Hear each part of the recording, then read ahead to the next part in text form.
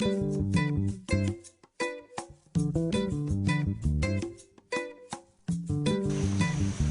I'm David Pogue.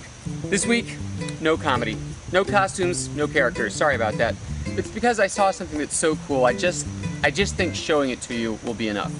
It's the famed $100 laptop, now called the XO laptop. This is it.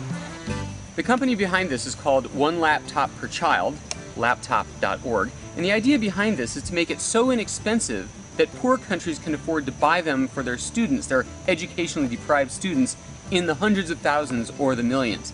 But what's really interesting is they're actually going to sell this thing to Americans for 2 weeks starting November 12th. To me, that makes it fair game for a review. Well, first of all, I have to say, for its mission, it's pretty amazing. Gamepad controller, stereo speakers, built-in video camera. Hello, little camcorder module.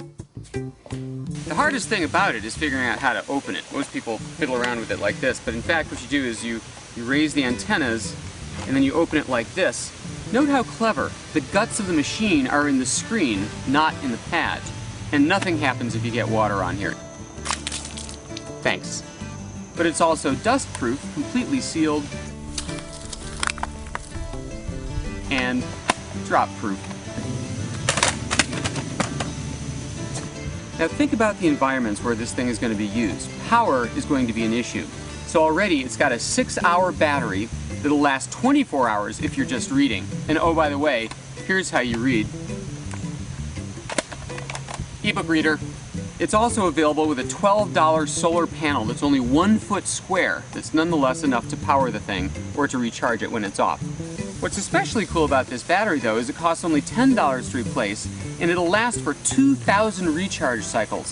For reference, that's about 4 times more recharge cycles than your laptop. Look what happens in sunlight. You can turn the backlighting all the way down to save power and you get this incredible, easy to read, black and white mode that's like reading a newspaper. One of the coolest things is the heavy emphasis on programming. There are 3 different programming environments of different degrees of sophistication on this thing.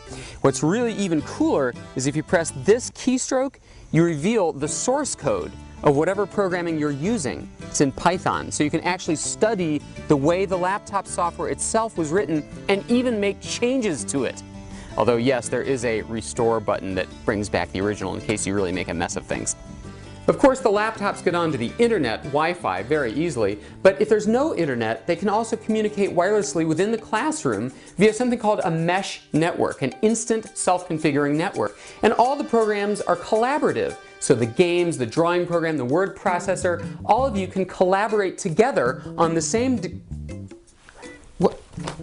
Oh.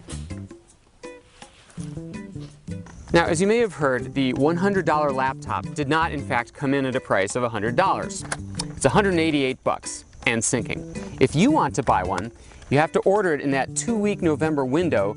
You pay $400, it's give one, get one. So you get one and a tax deduction, and then the company sends one to a poor kid in another country on your behalf. Nice gesture. I can see why the bloggers are a little bit snarky about this laptop. There's no CD or DVD drive, there's no hard drive. The processor is very slow to start up and to switch programs, although it's perfectly adequate once you're in the program. But think again, this laptop is not intended for the snarky bloggers. This laptop is intended for poor kids in other countries. And for that, I say it's amazing.